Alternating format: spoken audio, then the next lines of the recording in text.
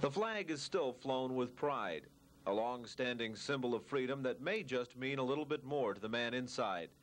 Avery Wilber probably appreciates freedom more than a lot of us. He was a prisoner of the Japanese for nearly 2.5 years during World War II. You get kind of dazed after a while. You must wonder if you're ever going to see home again. Oh, yeah, a lot of time. I wondered that the first day we started shooting at us.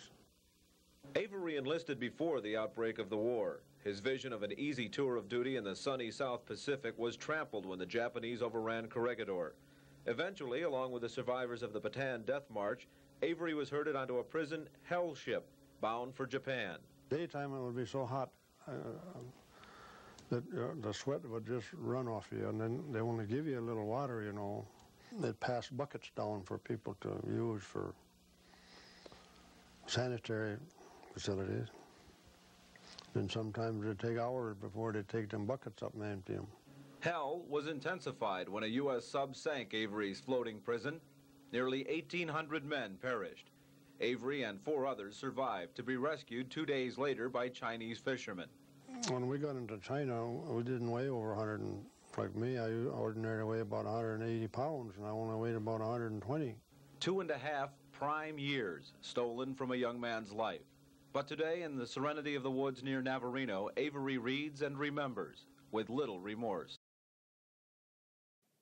The next morning, we marched about 20 miles to a Philippine Army camp called Camp Number 3. A Japanese officer stood on a platform to give us the camp rules. His first words to us were in very plain English: "There isn't anything that would please me more than to see you all dead. But to show you that we are a civilized nation, we will keep you as prisoners of war." Yesterday, December 7th, 1941,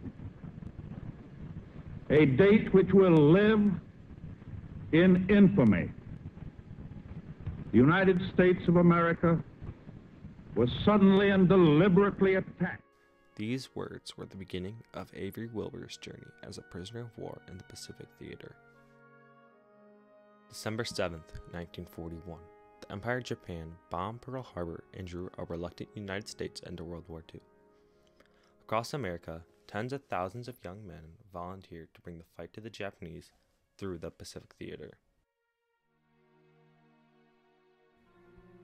Avery Wilber joined the fight as he volunteered for the war.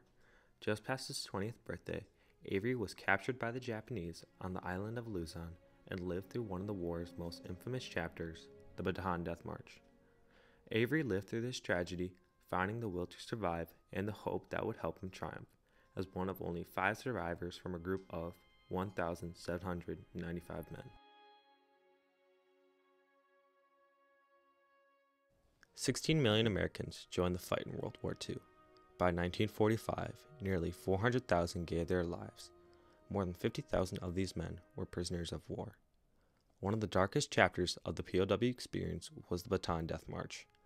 The Bataan Death March killed around 10,000 people, leaving around 50,000 young men to spend the next 2.5 years fighting for their lives.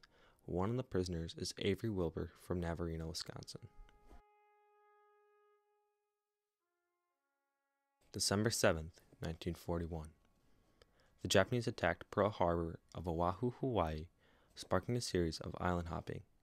Many islands in the Pacific Theater were soon captured, leading up to the final island that the U.S. still had control over, Luzon Island, where Avery Wilber was posted at the time.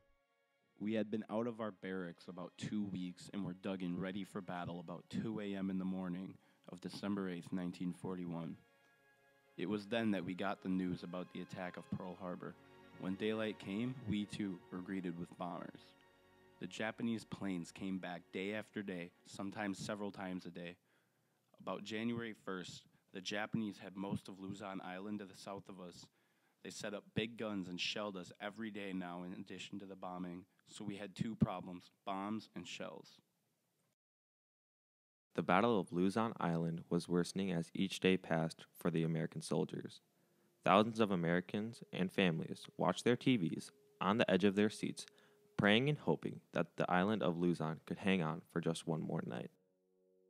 Early in the morning of May 6th, the orders came for General Jonathan Wainwright that we should all march down to the bottom side of the island as the top side would be severely shelled. It was from there we watched as our flag was lowered and the Japanese flag was raised. It is a sad situation to find yourself at the complete mercy of the enemy force. We were marched down to the place called the 92nd Garage.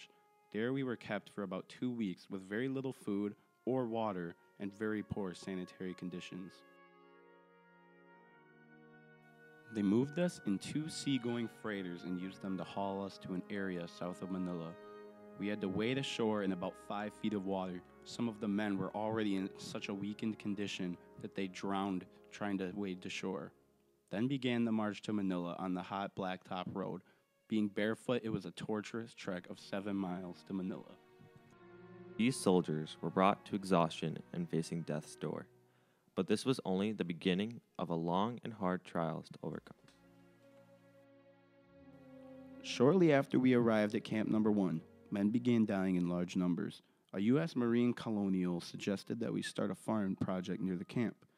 The Japanese also thought it was a good idea, so every day large numbers of starving men had to march to work in the farm area. I left the area before it produced very much, but it seemed to benefit the Japanese more than the prisoners. Our job was to salvage cars, trucks, and tanks that the Bataan troops had left when the Japanese had overpowered them. Our lives got more hectic as time went on. Sometimes for morning roll call, we had to run about 5 miles before breakfast, and then were given very little breakfast. Our footwear began to fall apart, and the rainy season was upon us. So from then on, we were barefoot in the mud day after day. In January 1944, there were only about 25 of us left. After 2.5 years of starvation, torture, and exhaustion, the men would finally receive something they had long wished for, a chance of freedom. About 9 o'clock in the morning, the sky was full of U.S. Navy planes. It was good to see the Japanese on the other end of the battle. On October 11, 1944, it was time to move out.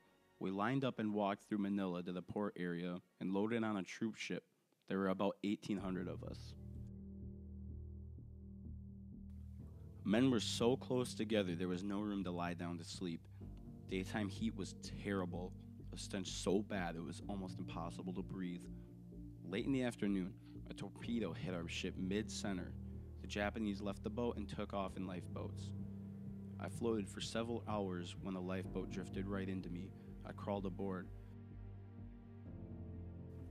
We floated along for some time before we heard someone yelling. We called back and forth and finally located Anton Kitchie and pulled him aboard. When daylight came, we also found Calvin Graif and Don Myers. We sailed the rest of the day, all night, and the next day.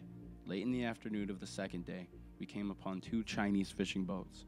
We floated up alongside of them. They helped us aboard their boat and were very friendly. They gave us food and water and dry clothes. The next morning, October 27th, they took us to shore to a small village and turned us over to the American people in the area. That is when it finally dawned on us that we had escaped from the Japanese and their tortures and that hell ship.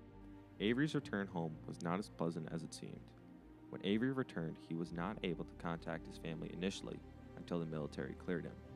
Avery would undergo suffering from post-traumatic stress disorder, more commonly known as PTSD. I think actually he probably lived to have a happy life, once he got out of the war and got married. Avery was still here, and he was still doing these talks to these high schoolers. If he had a message that he could leave, what would it be? I was thinking a little bit about this today. I think he'd let them know, it's America. Either you love it or you leave it. And really, the people, the veterans that fight for our freedom, I think a lot of people really don't realize what a great country we live in. And there were a lot of men and women who really sacrificed themselves, their lives, and gave up their life, a lot of them. So